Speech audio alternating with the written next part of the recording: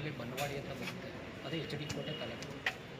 ಅಲ್ಲಿ ಮದ್ದೂರು ಅವ್ರದ್ದು 23 ಸೀಟದು ಜಮೀನಿದೆ. ಅವರು 59-60ರಲ್ಲಿ ಸಾಗುವಳಿಯಾಗಿದೆ ಅಂತೆ. ಅವಾಗಲಿಂದ ಅನುಭವದಲ್ಲಿ ಮಾಡ್ಕೊಬರ್ತಿದ್ದಾರೆ.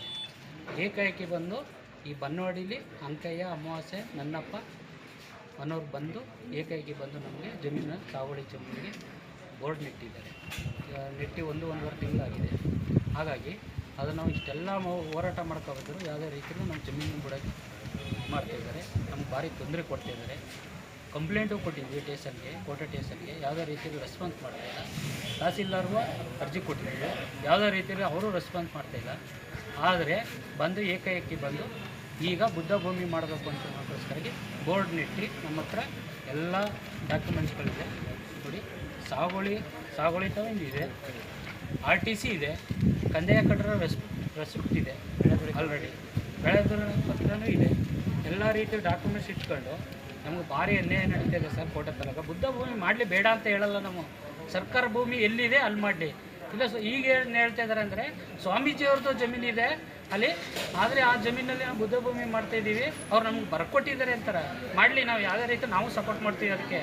ಆದರೆ ಅವ್ರ ಜಮೀನು ಎಲ್ಲಿದೆ ಅದನ್ನು ಸರ್ವೆ ಮಾಡಿಸಿ ಬಡವರುಗಳಿಗೆ ಒಳ್ಳೇದು ಮಾಡಿಕೊಡೋದಕ್ಕೆ ನಾವು ಕೇಳ್ಕೊತಿದ್ದೀವಿ ಸರ್. ಸ್ವಾಮೀಜಿಯವ್ರ ಜಮೀನಲ್ಲಿ ಒಂದು ಬುದ್ಧ ವಿಹಾರ ಮಾಡ್ತಾರೆ ಅಂತ ಹೇಳಿದ್ರು. ಸೊ ಇವಾಗ ನೀವು ಹೇಳ್ತಿದ್ರೆ ನಿಮ್ಮ ಜಮೀನಲ್ಲಿ ಮಾಡ್ತಾ ಇದ್ದಾರೆ ಅಂತ, ಅಂದರೆ ನೀವು ಸ್ವಾಮೀಜಿಯವ್ರ ಜಮೀನಿಂದ ಇಲ್ಲ, ನಮ್ಮದೇ ಜಮೀನು. ಅದು ಸ್ವಾಮೀಜಿಯವ್ರ ಜಮೀನು ಬೇರೆ ಇದೆ. ಸರ್ವೆ ನಂಬರ್ 16ರಲ್ಲೇ 800 ಚಿಲ್ಲರೆ ಎಕರೆ ಇದೆ ಟೋಟಲು. ಆದರೆ ಆ ಜಮೀನು ಇರೋದೇ ಬೇರೆ ಕಡೆ, ನಮ್ದು ಇರೋದೇ ಬೇರೆ ಕಡೆ. ನಮ್ಮ ಜಮೀನಲ್ಲಿ ಈಗ ಏಕೈಕಿ ಬಂದು ಏಕೈಕಿ ಬಂದು ಬೋರ್ಡ್ ನೆಟ್ಟಿದ್ದಾರೆ.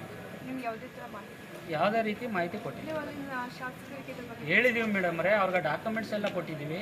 ನಾನು ನೋಡ್ತೀನಿ, ಮಾಡ್ತೀನಿ, ಕುತ್ಕೊಂಡು ತಹಸೀಲ್ದಾರ್ ಹತ್ರ ಮಾತಾಡ್ತೀನಿ ಅಂತ ಹೇಳಿದ್ದಾರೆ. ಆಮೇಲೆ ತಹಸೀಲ್ದಾರ್ ಹೇಳಿದ್ದಾರೆ 4ನೇ ತಾರೀಕು ಬರ್ತೀವಿ, ಅದನ್ನು ಏನಿದೆ ನಾನು ಪರಿಶೀಲನೆ ಮಾಡಿ ನಾನು ನೋಡ್ಬಿಟ್ಟು ಸರ್ವೆ ಎಲ್ಲ ಮಾಡಿಕೊಡ್ತೀನಿ ಅಂತ ಮಾಡಿದ್ವಿ, ಕಳಿಸಿದ್ವಿ.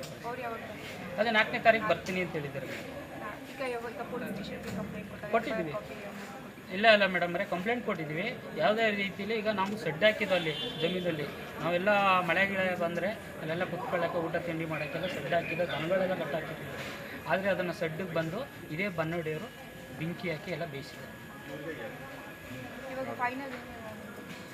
ಮೇಡಮ್ ಏನಿಲ್ಲ ಡಿಸಿಷನ್ ಅಂದರೆ ನಮಗೆ ಜಮೀನು ಬೇಕು, ನಾವು ಜೀವನ ಮಾಡೋದೇ ಅದರಲ್ಲಿ, ಇದ್ಬಿಟ್ರೆ ಇನ್ನು ಯಾವುದೂ ಇಲ್ಲ. ಹಾಗಾಗಿ ನಮ್ಮ ಜಮೀನು ನಮ್ಗೆ ಕೊಡಲಿ ಅಂತ.